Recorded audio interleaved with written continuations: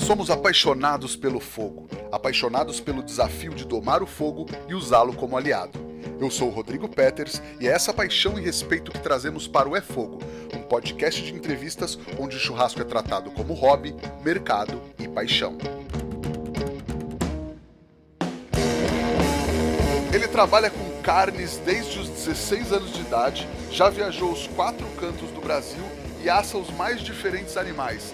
Ele é o crocodilo Dandy do churrasco brasileiro, Elvésio Maciel. Muito bem-vindo ao É Fogo, Elvésio.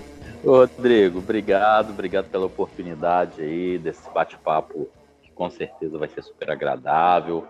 Vamos falar um pouquinho desse nosso Brasil, dessa nossa gastronomia rica, culturalmente, folcloricamente, e é uma satisfação estar contigo aí no programa, cara. Demais, Elvésio.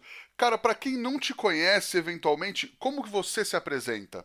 Então, Rodrigo, meu nome é Elvésio Maciel, eu sou natural de Brasília e desde os 16 anos de idade eu trabalho com carne. Meu pai tinha frigorífico em Belo Horizonte e criou a gente com dinheiro de carne, né? Dinheiro de açougue.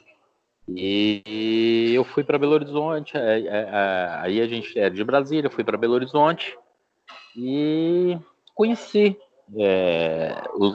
a carne, a proteína animal, nessa parte, né, do conhecimento, do aprimoramento de carne. Lógico que a gente está falando de uma coisa aí de 30 anos atrás.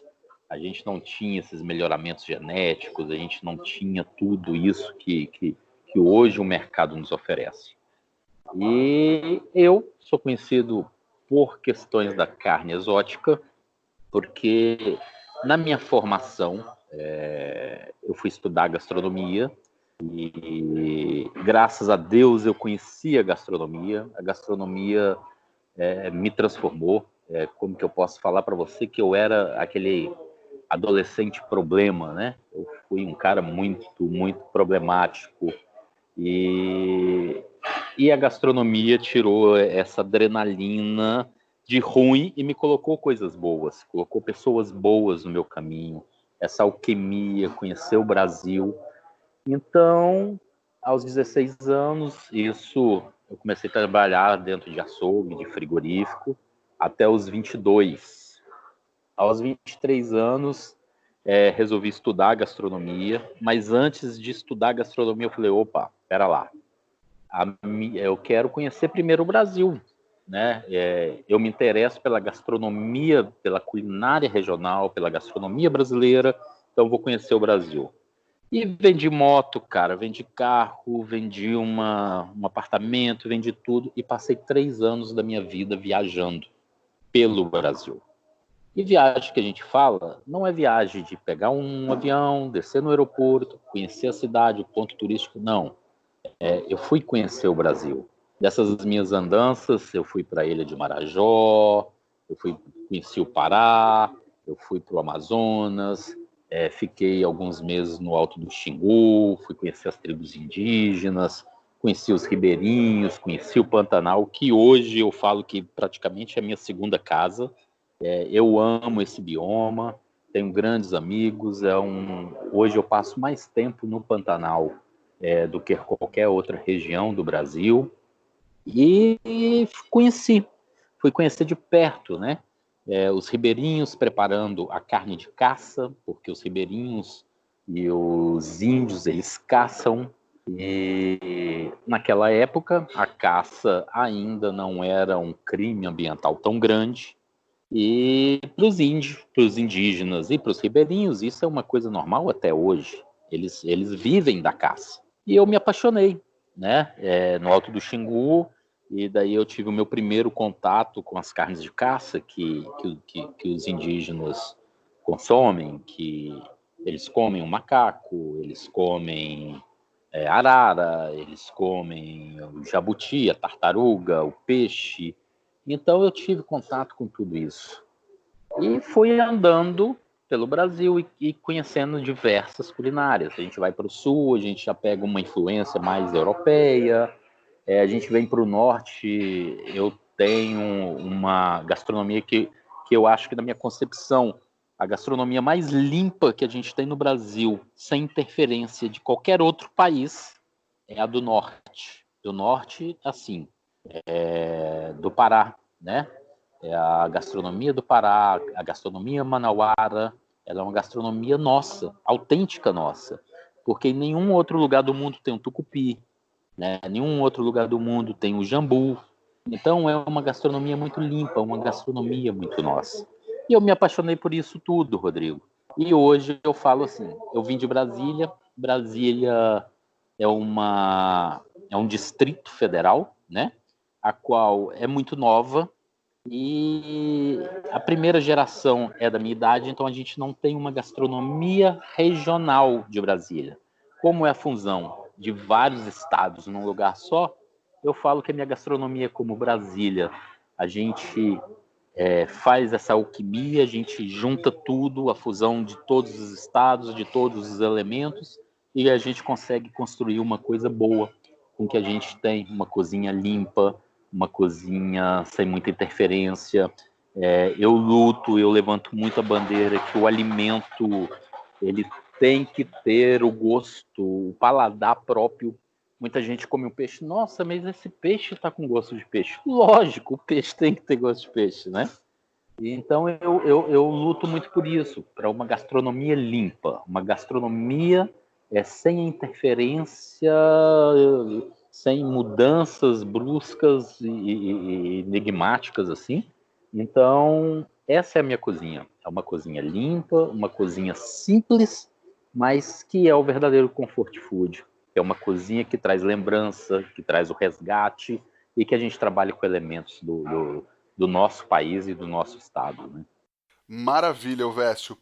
Elvésio, e aí, durante essas andanças, você foi literalmente para beber o conhecimento direto da fonte. O objetivo já era esse: ir para o sul, na fronteira com a Argentina e Uruguai, ver as técnicas de fogo de chão e parrilha, ir para a Ilha do Marajó, ir para o Alto do Xingu, ver como os indígenas preparavam as carnes de caça. Você já tinha esses objetivos e você já tinha esse objetivo, esse foco na carne? Ô, Rodrigo, olha só, o meu objetivo era conhecer a gastronomia do Brasil e nelas as regionais. E daí, como a minha vivência, o meu trabalho já era com a proteína animal, eu fui conhecer coisa que não estava no nosso dia a dia, né? Que eram as carnes de caça, principalmente. E daí eu fui conhecer de perto e na minha andança, na minha viagem, eu falei, opa, pera lá, essa minha viagem ela vai ser muito mais proveitosa do que eu imaginava, porque eu fui para conhecer uma culinária e me apaixonei por tudo. A gente brinca em Uruguaiana, que eu fiquei um tempo lá também, eu tenho uma outra grande paixão, que são os cavalos, né? Então, eu frequentei muito o rodeio dos crioulos nas fronteiras e lá, como a gente se fala assim, os piás, que são as crianças, o Gaudério, ele vai para a lida do campo e deixa um piá de 8, 9, 10 anos já no fogo. Então você chega lá, você tem um piazinho de 8, 9, 10 anos de idade que já faz um cordeiro, que já faz uma costela, que quando chega a lida nos galpões, o pessoal do trabalho da lida nos galpões, já tem uma carne assada, né? E isso é feito por crianças às vezes, mas porque já está no sangue, já está na tradição, já está na cultura daquela família e daquela região. E daí a gente vem para os quilombos. A gente tem dois grandes quilombos no Goiás. A gente está no quilombo do Mesquita, que é próximo a Brasília, na divisa do Distrito Federal com Goiânia, com Goiás. E temos os Calungas, que estamos mais na Chapada dos Veadeiros, e que até hoje não tem energia elétrica. E você chega lá, eles têm a galinha caipira, a comida do milho, eles consomem tudo aquilo que eles plantam. E até hoje ainda tem muita gente que vive de maneira antiga mesmo, principalmente lá nos Calungas. E aí a gente foi unificando tudo isso, né? Eu fui unificando tudo isso, fazendo anotações, e cheguei a uma conclusão, que a minha cozinha era brasileira. E a minha cozinha era cozinha de fogo, porque em 90% de todos os lugares que eu andei, que eu fui conhecer os povos, né? Principalmente os regionais mesmo, que levavam aquele estado, eles cozinhavam no fogo. Fogo que eu falo, brasa, lenha, sem gás, sem fornos, sem muito recurso tecnológico. E a comida é muito mais saborosa. Então, eu resolvi, falei, o que eu quero para mim? Eu quero pegar um resgate de tudo isso e fazer uma verdadeira cozinha de fogo. Então, a gente consegue, através do fogo de brasa, a gente consegue fazer coisas maravilhosas, a gente consegue colocar notas maravilhosas na comida, não só a comida de sal, mas a gente consegue fazer uma sobremesa na brasa fantástica, né? Então, esses são os resgates. E essa foi minha paixão, e eu falo que de tudo que eu fiz na minha vida, essa viagem foi uma coisa maravilhosa, porque essa viagem me transformou como pessoa, e realmente me mostrou o que eu queria da gastronomia. E depois dessa viagem de 3 anos, eu falei, opa, aí agora eu preciso de fazer um curso de gastronomia para mim conhecer as técnicas dos clássicos, mas para eu pegar tudo que eu conheci em 3 anos que eu passei viajando e levar para dentro de uma cozinha clássica, só que feita na brasa. Então a minha cozinha, o Elvésio, são elementos de cada estado, com técnicas clássicas e feito na brasa. E a gente tem essa fusão maravilhosa que é essa comida brasileira, né? Demais. Elvésio, você acha que nós temos muito franceses, americanos, talvez até argentinos como referência, e a gente devia olhar mais também para os nossos povos indígenas, o caipira, o ribeirinho, o pantaneiro e tantos outros, até principalmente, não só, mas principalmente na gastronomia? Sim, Rodrigo, o que acontece? A gente vem de um mundo, de uma cultura do consumismo. O consumismo que a gente fala é tudo o que o sistema nos impõe, né? É o que passa na televisão. A gastronomia ela deu um boom depois de tudo isso que aconteceu na televisão. Não estou falando mal assim, mas hoje todo mundo se intitula chefe de cozinha. As pessoas que estudam gastronomia têm que colocar na cabeça que eles não são chefes, eles são gastrônomos, gastrólogos, e chefe é um cargo, né? O chefe, você adquire esse título com o tempo, com uma experiência, com um tocar do negócio.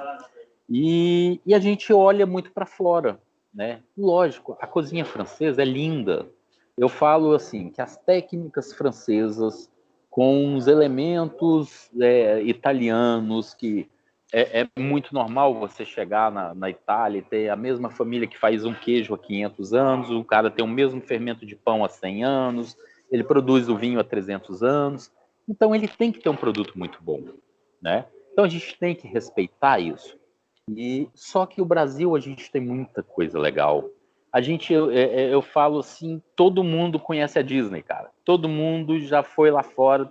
O sonho de todo mundo é para os Estados Unidos e para Miami. O cara não conhece o Pantanal. O cara não conhece a Amazônia. O cara não conhece o Pará. O cara não conhece os grandes cânions que tem no sul do Brasil, que é maravilhoso. A parte litorânea, não a de turista, mas uma parte mais afastada que é maravilhosa. E a gente não olha para isso, né? O fogo hoje se transformou o American Barbecue, hoje todo mundo conhece, mas, pô, pera lá, a gente tem técnicas de defumação milenar, né? Os índios já defumavam, que é o muquiar. Você chega na Bahia, Maragogi, eles fazem a carne de fumeiro. Isso é uma defumação, centenas de anos, a mesma família fazendo um fumeiro. Então, a gente já tem essa defumação. né? Coisa nossa, coisa de índios nossos, coisa de ribeirinhos nossos, coisa do Nordeste do Brasil, que é o fumeiro, que é maravilhoso, que é o muquiá. Os índios já defumam, tá? Os índios, o muquiá, eles fazem na linguagem geral e põem, eles têm umas folhas que é coisa deles mesmo, e com a lenha, e ali ele defuma o peixe, ele defuma a caça, que aguenta mais tempo e que dá uma nota, um sabor maior. Então a gente tem tudo isso e a gente não olha para essa cozinha. A gente não olha, a gente dá o valor do que a mídia impõe. Eu sou feliz se eu tiver a faca mais cara do mundo, se eu frequentar o restaurante mais caro do mundo, porque a minha referência é um chefe fulano de tal que é lá de fora, e a gente tem grandes cozinheiros no Brasil. As minhas referências são praticamente assim, brasileiras. Hoje tem uma meninada que eu falo, eu tenho 46 anos de idade, tem uns meninos de 30 anos, 28 anos, fazendo um trabalho fantástico com o resgate da cozinha brasileira. E isso é maravilhoso, cara. A gente não precisa de uma comida, aquela comida cheia de manteiga, uma comida. A gente precisa do comfort food. A gente precisa de uma releitura, né? A gente tem o Paixão em Belo Horizonte que faz uma releitura da comida mineira que é fantástica, né? Querendo ou não, o Rueda fez uma releitura de tudo do porco. É fantástico. Tiago Castanho é fantástico. A cozinha daquele cara é maravilhoso, né? E aí vem Helena Rizzo, que tem uma cozinha linda, maravilhosa. Em Goiânia tem o Ian Baiorque. Em Salvador a gente tem o Fabrício do Origem. São caras que têm esse resgate, que são as técnicas da cozinha clássica, mas com elementos brasileiros. E isso a gente tem que preservar, a gente tem que respeitar, porque é uma cozinha nossa, né? É a cozinha que é afetiva e que é nossa. Então a gente tem que respeitar isso. Não, maravilhoso, maravilhoso. Você tá na cozinha, Elvésio, agora? Eu tô praticamente na cozinha. Eu tô em uma consultoria, em um restaurante aqui no Mato Grosso, e tá tudo fechado, né? A gente está vivendo essa epidemia que está acontecendo e a gente está sobrevivendo só do delivery. Aqui é uma operação com 120 funcionários e que só o delivery não supre, né? Mas eu tô aqui até agora, tava indo embora, mas eu falei, putz, eu vou pegar trânsito e não vou conseguir falar com o Rodrigo. Então, eu tô aqui no restaurante ainda. Não, tranquilo. Acho que o pessoal tá ouvindo uma movimentação no fundo, mas também entende que é parte do trabalho. O Elvésio, e mais especificamente nos festivais de brasa pelo Brasil, quando que você começou a assar nesses festivais? E no começo você já entrou com carnes exóticas ou não? Sim, eu falo assim, os primeiros eventos que a gente teve, os primeiros festivais no Brasil, eu nunca fui para a zona de conforto, né? Que eu falo para mim assim, uma coisa meio que um steak, que é brasa, um steak, fiz, não. Eu sempre quis um desafio. Então, meu primeiro festival, por exemplo, com Jacaré, foi um festival que teve em Goiânia, bem grande para a região, e eu peguei e fui fazer jacaré nesse festival. Então, depois eu comecei com os pirarucus, coelho, codorna, pato, tudo isso a gente já fez em festival. Tem muita coisa que a gente não consegue fazer em festival. Porque é uma carne ainda.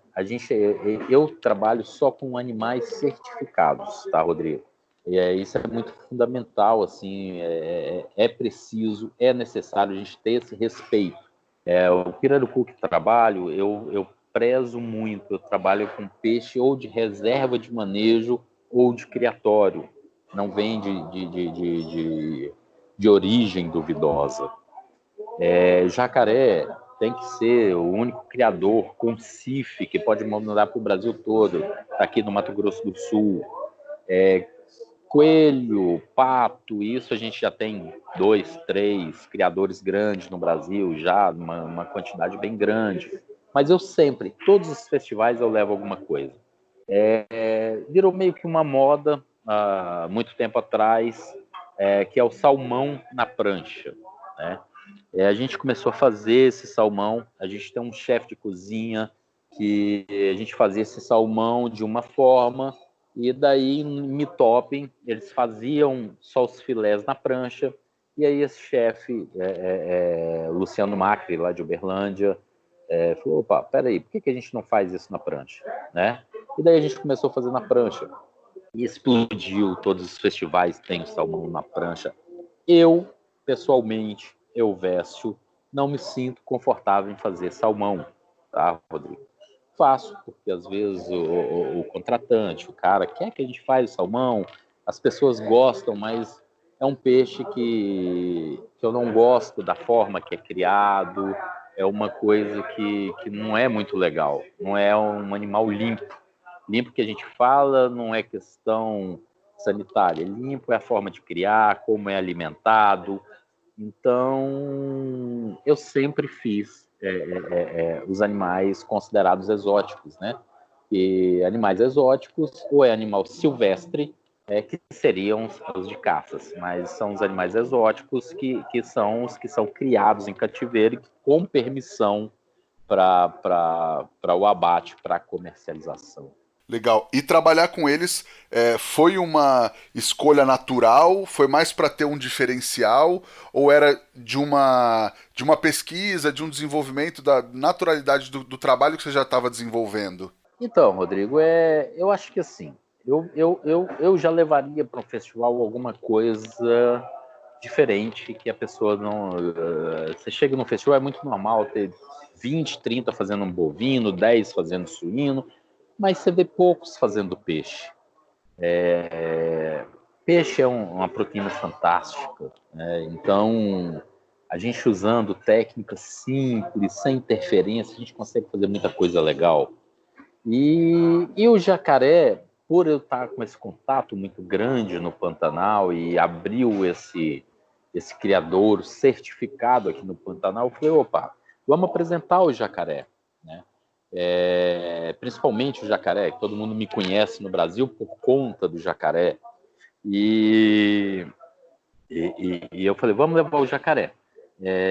O que acontece? O jacaré é uma carne fantástica, uma carne de sabor muito suave. Eu falo que é uma das carnes mais elegantes que a gente tem no mercado, principalmente das carnes consideradas exóticas, né? É uma carne que não tem gordura, é uma carne muito leve, uma carne muito suave, que aceita combinações e harmonizações diversas. E eu queria muito, a minha bandeira é levantar para que o caçador, que o pescador se conscientize, porque tem uma cultura muito grande que do jacaré só se come a cauda, só se come o rabo. Isso é uma cultura de pesca predatória, tá? Então, assim, Elvésio vai dar uma aula, uma apresentação, um workshop, eu sempre levo um jacaré inteiro. E desse jacaré inteiro eu tiro 7, 8, 9 cortes e apresento para o público, para os alunos, principalmente da gastronomia, para algumas feiras, alguns festivais, para que eles conheçam e entendam que o jacaré, assim como qualquer outro animal, a gente tem um consumo dele de 100%. Né? Então, a minha bandeira de sempre estar trabalhando com o jacaré foi principalmente essa. Foi a bandeira de uma cultura para ser levada de respeito ao animal. Pô, por que eu vou abater um animal e eu vou consumir só uma parte dele? Opa, tem alguma coisa de errada, né? Então, a gente tem que aproveitar o animal 100%. E esse foi a minha ideologia desde o começo dos festivais. Eu levo o jacaré inteiro e a gente usa ele 100%. A gente não descarta Nada. Então, desde o princípio, o jacaré foi principalmente essa questão.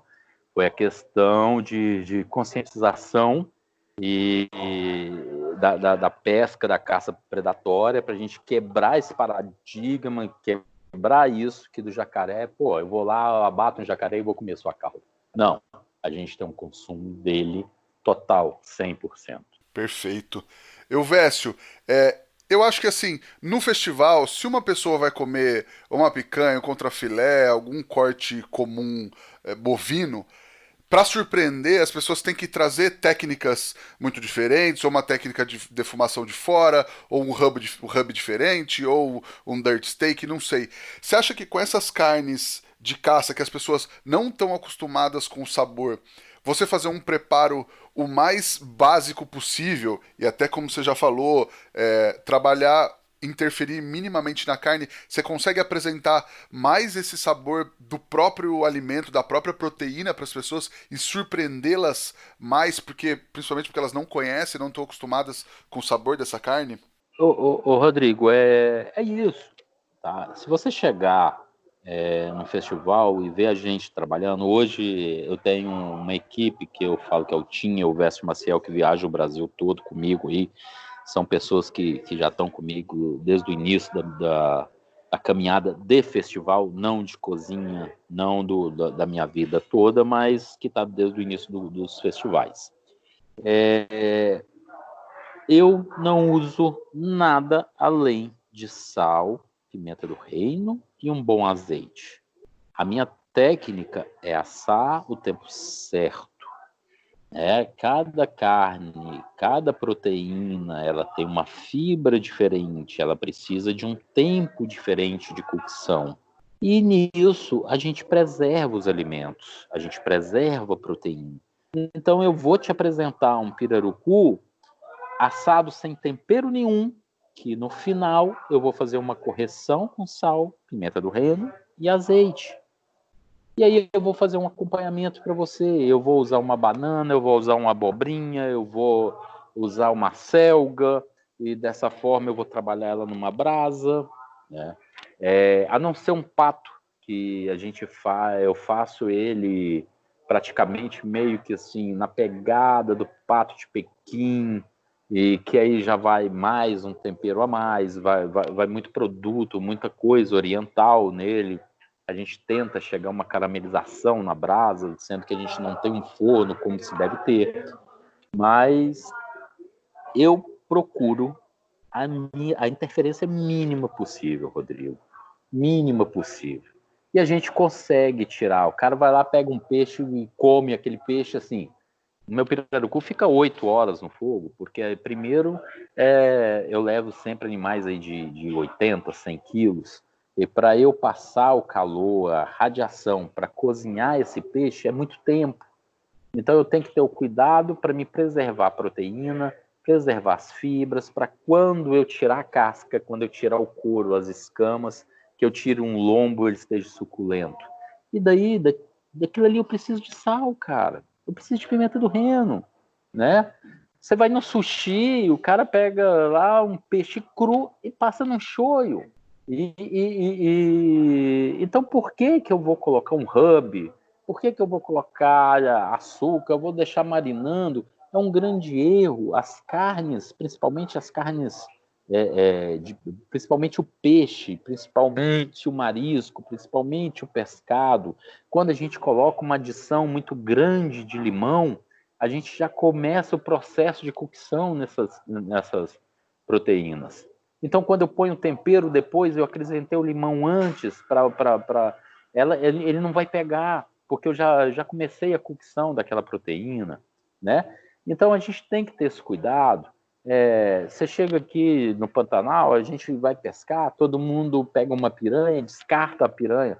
A piranha, a gente faz um torresmo de piranha fantástico. Eu faço ceviche de piranha, mas tem muito espinho. Aqui no Pantanal existe uma técnica, né?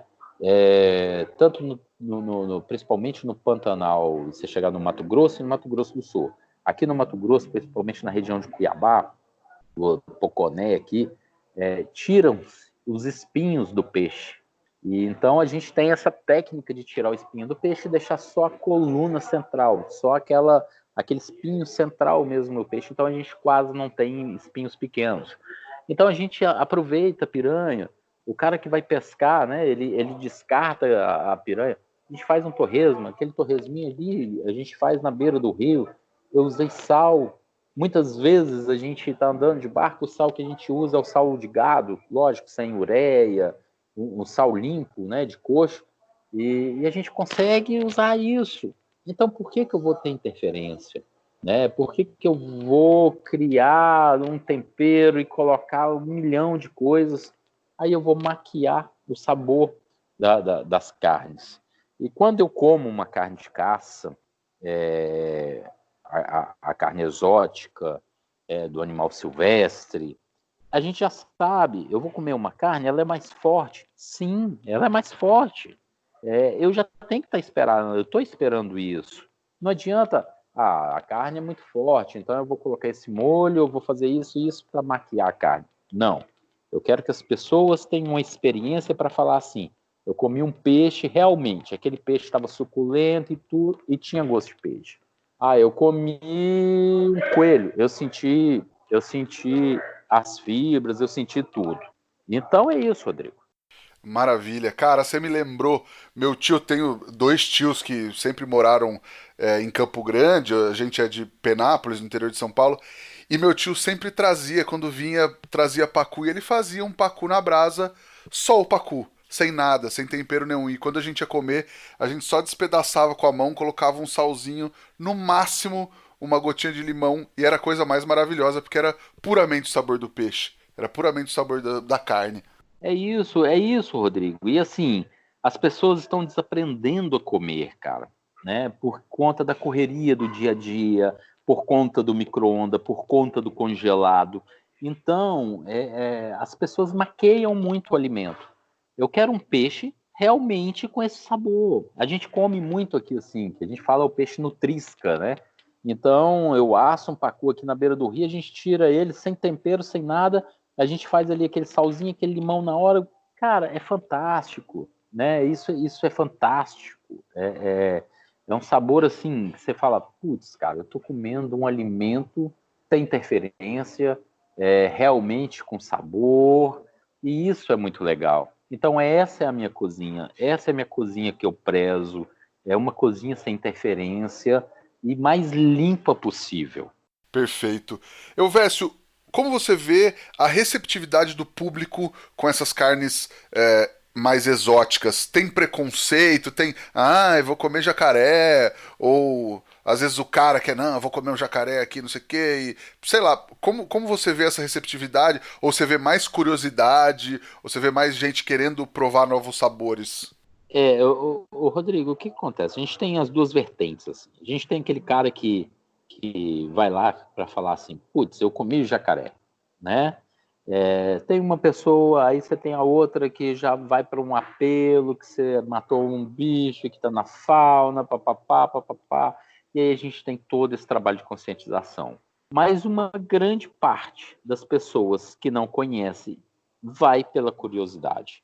A receptividade é bem grande. Eu te falo assim, a gente é os campeões, em festivais de churrasco, nesses festivais que a gente roda por aí, a gente é o campeão de filas em qualquer evento. A gente tem um evento muito grande que a gente participa e a gente já chegou a contar 400 pessoas na nossa fila, né? E então o que é isso? É a curiosidade, é o novo, é o despertar do novo, é o impacto visual que causa. Muita gente nunca viu um peixe de 20 quilos. Imagina você chegar num lugar e ter um peixe de 120 quilos assando. Então, esse impacto visual é muito grande. E aí desperta a curiosidade. Então, eu acredito que uma grande porcentagem das pessoas que frequentam os festivais, que vão ali, que está na nossa fila para comer, para conhecer a nossa comida, para ver o nosso trabalho, é justamente por isso. É o novo, é a curiosidade, né? E esse apelo todo do diferente, né? Legal. E você acredita que tem algumas dessas carnes que a gente deveria incluir na nossa alimentação pelo Brasil? Ou até resgatar alguma coisa que a gente consumia muito antigamente e parou de consumir? Rodrigo, assim, infelizmente, as carnes exóticas, por exemplo, eu falo muito do jacaré porque é uma coisa que eu estou com contato, a gente está direto. São carnes com valor agregado muito alto, porque o custo de manejo é muito alto. Então, tem que transferir isso para a proteína, para o alimento, né? A gente não consegue baixar o preço do produto por conta da produção, que é muito complicado. Mas eu falo assim, cara, a gente tem que voltar a usar as coisas limpas. A comida com banha é fantástica. Teve estudo, uma época que banha fazia mal. Aí depois veio um outro estudo, banha de porco hoje é a melhor coisa que tem no planeta. Um quilo de banha custava R$ 2,50. Hoje você vai comprar uma latinha de banha no supermercado, os caras te pedem R$ 40. Então, a gente tem toda uma mídia e as indústrias por trás disso, né? Que elas manipulam e colocam no mercado o que elas querem, né? E assim, a comida com banho é fantástico. Tem um alimento que a gente tem que desprezar o máximo possível, que se chama margarina. Margarina, isso, cara, não existe. Quando eu chego num lugar que o cara fala, a receita usou margarina, putz, eu não consumo, né? É horrível. Então a gente tem que resgatar, comprar o ovo de galinha caipira, que a gente fala, salada da roça, se você estiver perto, lógico, para quem tem acesso. Né? Tem pessoas que estão nos grandes centros, que é mais difícil, que apesar hoje, com a mídia a favor nosso para essas coisas, chega muita coisa boa na casa da gente sem a gente ter muito esforço. Então, você ter um ovo, você fazer seu queijo, você. Putz, mas eu vou fazer meu queijo? Sim, você consegue comprar um leite bom, você fazer seu queijo. Hoje eu estou num apelo, assim, depois que eu vi tanta coisa ruim na charcutaria, na parte de linguiça. Hoje eu estou produzindo meu bacon, hoje eu produzo minha calabresa, hoje eu produzo todos os meus embutidos, uma linguiça que eu quero eu faço. Ah, isso é difícil para dona de casa, isso é difícil para algumas outras pessoas que não têm tempo. Tá, mas aí a gente tem as pessoas sérias, os pequenos produtores, né? Então, a gente tem que olhar para esse pessoal. Lógico, a agricultura familiar, a gente sabe que não consegue suprir a quantidade que o planeta precisa. Mas se a gente tem perto, a gente tem que consumir o limpo. Uma manteiga que o cara faz na fazenda, o ovo, o queijo, uma carne, uma linguiça, lógico, de produtos que a gente conheça a natureza, né? Que seja de pessoas sérias. Então, eu falo assim, a lembrança que você tem aí, Rodrigo, você falou do seu tio, isso é um comfort food, cara, né? Do peixe que ele trazia e tudo. Então é isso. Qual é a melhor comida? Putz, eu ia lá na casa da minha avó, eu comia uma pamonha. Então, essas coisas são os resgates que a gente tem. A gastronomia está voltando para isso. Aquela comida muito da alta gastronomia molecular, isso acabou, cara. Acabou. A gente está voltando para o comfort food, a gente está vindo para as releituras. É igual eu te falei, tem uma molecada fantástica na cozinha, fazendo cada trabalho fantástico e resgatando o milho crioulo, que era um milho escuro, um milho roxo. Então a gente está resgatando o milho crioulo. Você chega, por exemplo, lá na Bahia, tem uma frutinha, uma leguminosinha que chama biribiri. A gente faz uns vinagretes fantásticos. Então, hoje o Ora pro Nobis, que são folhas, né? Folhas verdes, escuras, a taioba, o peixinho, isso são folhagens que estão voltando para o resgate, para a cozinha. Então, é a comida nossa antiga, voltando para hoje, para a gente fazer com as modernidades, com as técnicas e comidas de verdade. Então, eu falo assim, Verso, o que você falaria hoje de comida? Eu te falo do que eu como, o que eu ponho para meus filhos, para minha família comer, O que eu conseguir comprar de pequenos produtores, eu vou comprar. Um ovo foi colhido lá, foi pego, coletado das galinhas lá do tiozinho do sítio. Então, isso é muito legal. Eu acho que esses resgates têm que acontecer. As pessoas muito mecanicamente acostumadas a ir para supermercado, para grandes redes. Cara, vai numa feira. Descobre a feira do lado da sua casa. Todo bairro tem uma feirazinha. É muito gostoso você chegar de manhã cedo, você vê principalmente os orientais para a parte das folhagens, né? E você escolher o seu alimento ali. É muito legal esse resgate de você ir na feira. Quem está em São Paulo, ir num CEAGESP da vida, de madrugadinha, acorda uma vez, vai conhecer. Então você consegue, cara, e lógico, tem as grandes fazendas que estão nesses locais, mas tem os pequenos produtores, que você compra um mel bacana, você compra um queijo bacana.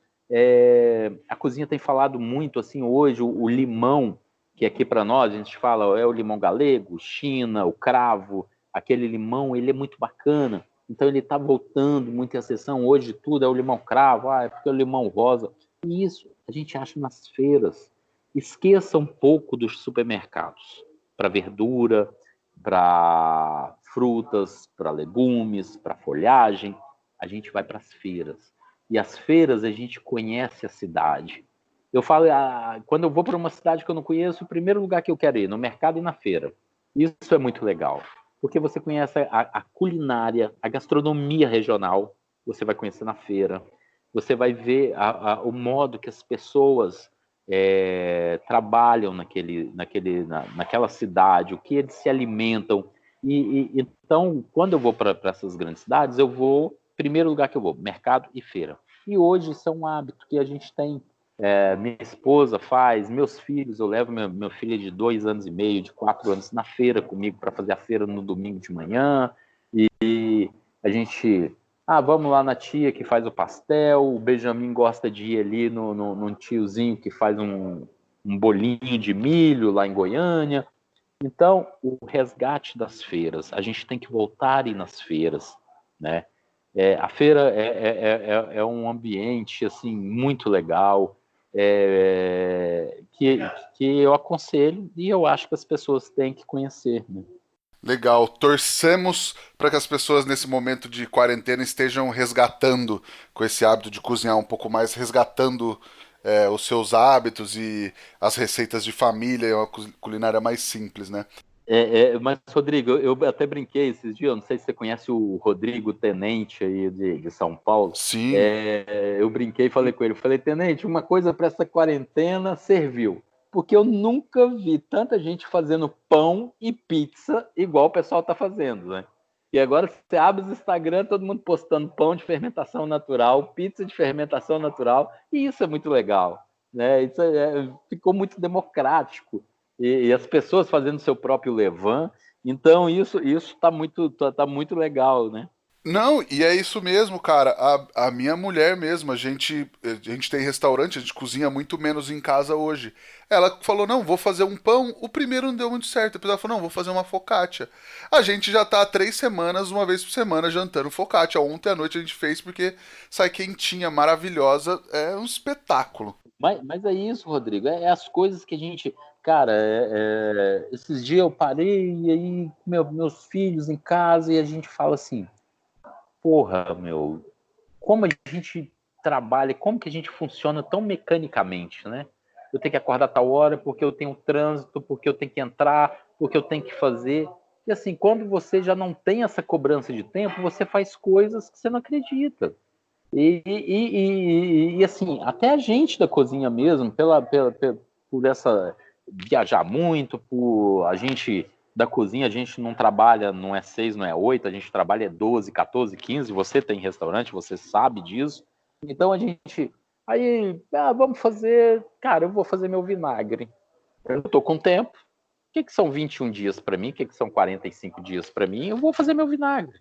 Então, essas coisas assim, quando a gente está com tempo, a gente começa a resgatar essas coisas. E aqui em Cuiabá, eu tenho um amigo, o Chico, argentino, vai ser pai agora, aí ele fazendo tricô, cara. Quando que fora uma epidemia dessa, a gente teria tempo para o cara estar sentado na sala fazendo tricô, pô. Então, são situações muito legais, assim, né? Exato, com certeza. Vécio, a gente tem uma pergunta da audiência aqui, eu vou emendar com uma minha. O arroba Nadincuri te perguntou qual animal que você ainda não fez e gostaria de fazer. E aí eu emendo qual foi o animal mais diferente que você já assou até hoje. Vamos lá, Rodrigo. É, eu tive, né, quando eu te falei que eu fui para o Xingu, e eles comem um macaco.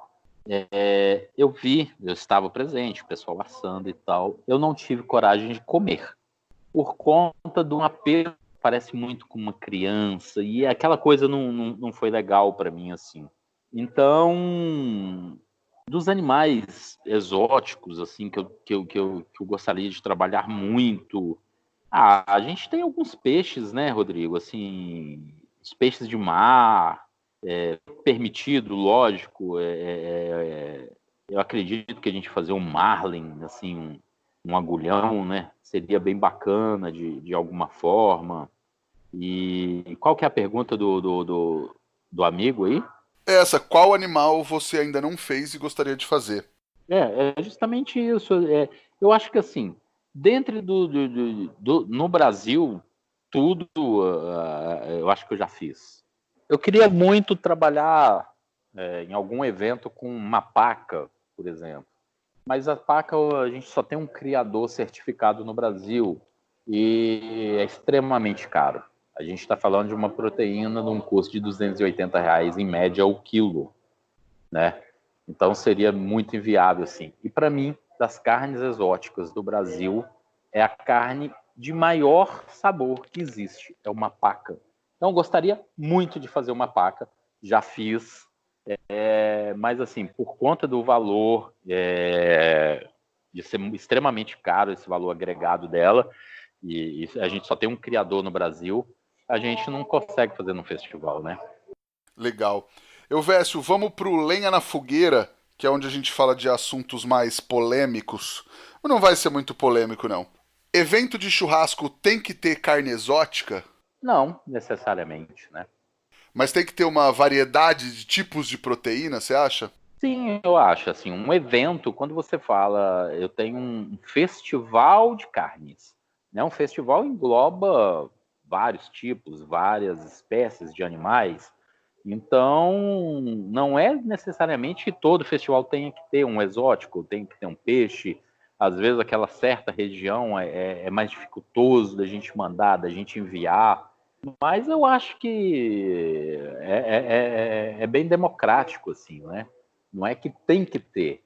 Eu acho que o festival de carne, um festival de churrasco, por exemplo, não pode faltar um bom fogo de chão, os clássicos como um bom cordeiro, uma boa costela.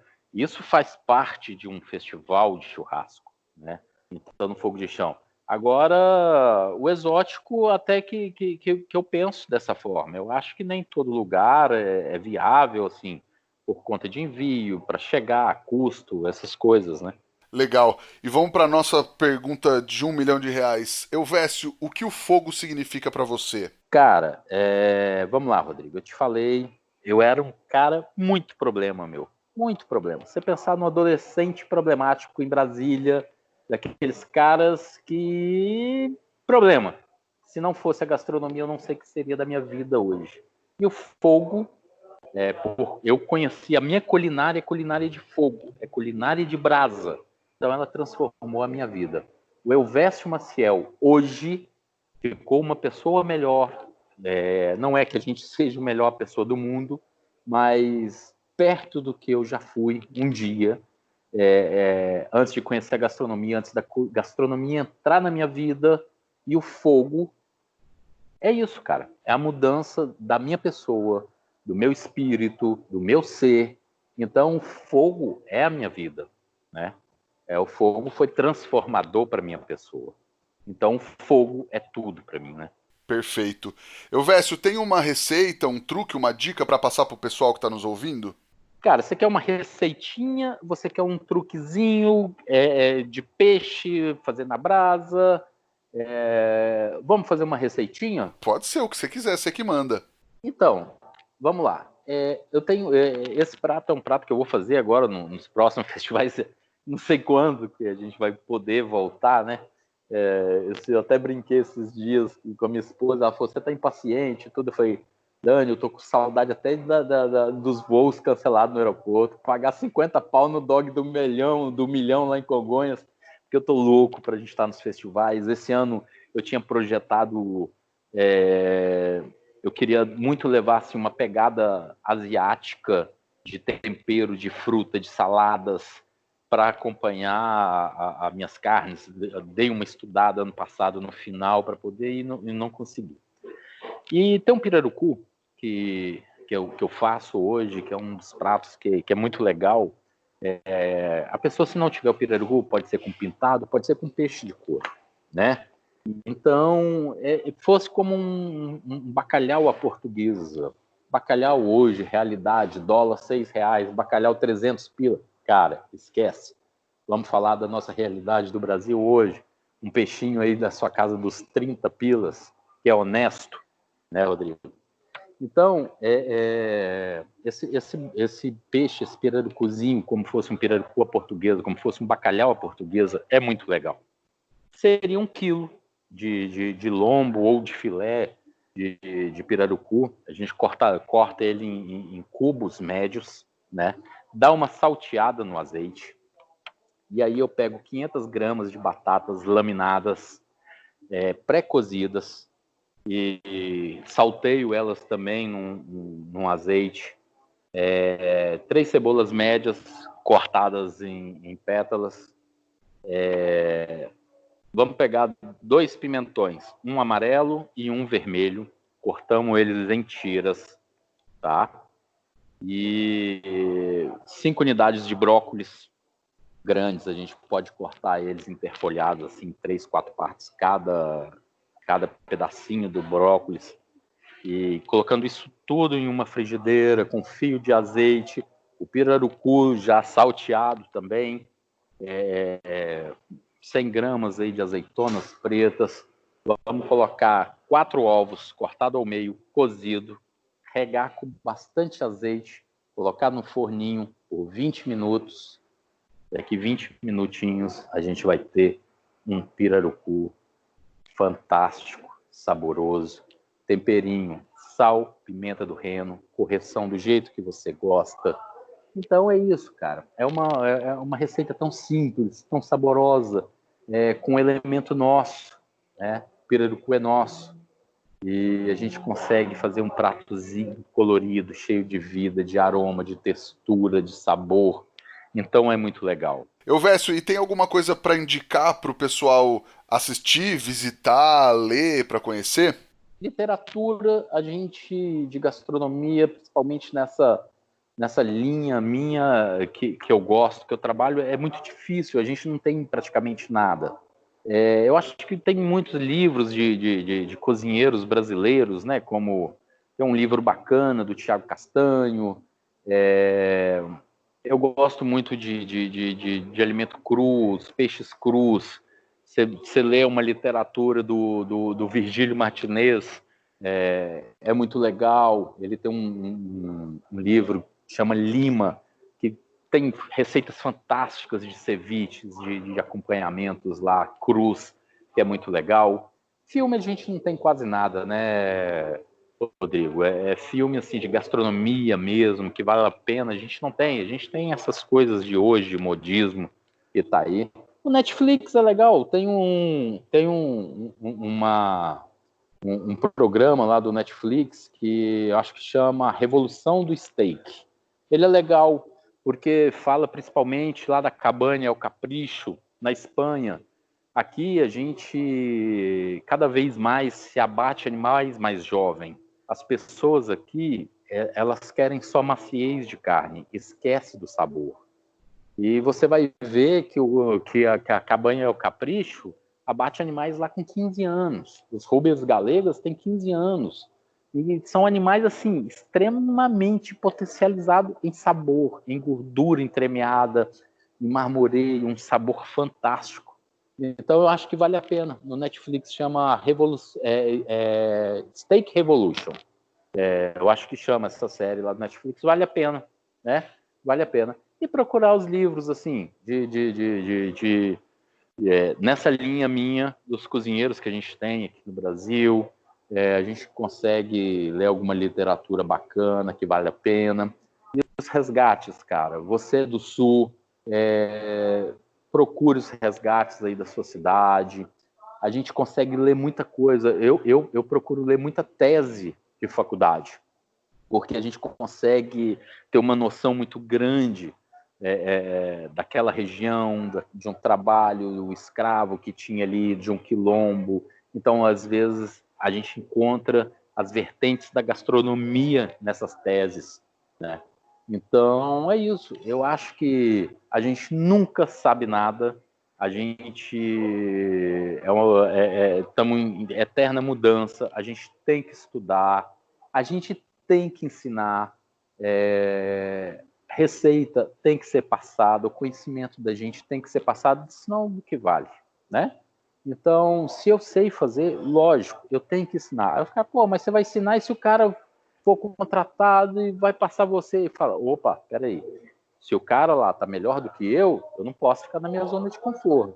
Eu não vou deixar ele ser melhor do que eu. E daí eu passo ele. Então, essas são as dicas, cara.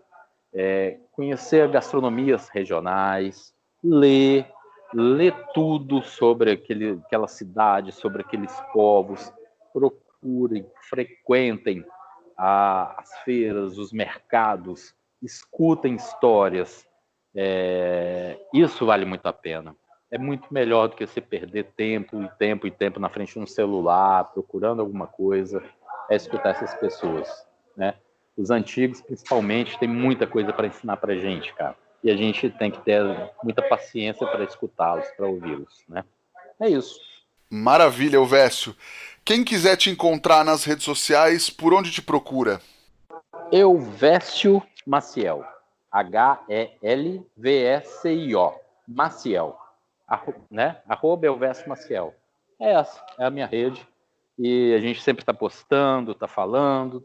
A gente está meio parado, assim, não tem feito um trabalho de divulgação maior agora, porque a gente está meio estacionado. Mas procurou a gente, Elvésio Maciel, você vai me achar no Instagram, no Face, as redes sociais são essas, a gente tem algumas matérias, algumas receitas publicadas na net, então consegue achar alguma coisa. Maravilha, Elvésio. Nós estamos no Instagram, no @efogopod. O meu pessoal é @RodrigoPeters_ e o nosso e-mail é o efogopodcast@gmail.com. Manda pro amigo, ajuda a gente a espalhar a palavra do fogo, manda para aquele seu amigo que precisa ouvir esse podcast. Elvésio, muitíssimo obrigado por esse papo que foi uma verdadeira aula de Brasil. Obrigado Rodrigo, pela oportunidade da gente estar falando um pouquinho do nosso cantinho, né? Esse Brasil nosso é muito rico, culturalmente, gastronomicamente. A gente vem passando uma situação muito difícil, mas a gente vai passar por ela e a gente vai estar mais forte, a gente vai ter mais conhecimento e é isso. Obrigado para todo mundo que ouviu, espero que tenha gostado desse nosso bate-papo, foi muito gostoso. Obrigado pela oportunidade, Rodrigo. E, cara, gratidão, um abraço fraterno para todo mundo. Poxa, eu que agradeço a oportunidade de a gente falar com você e agradeço também todo mundo que nos ouviu até agora. Até a próxima semana. Tchau.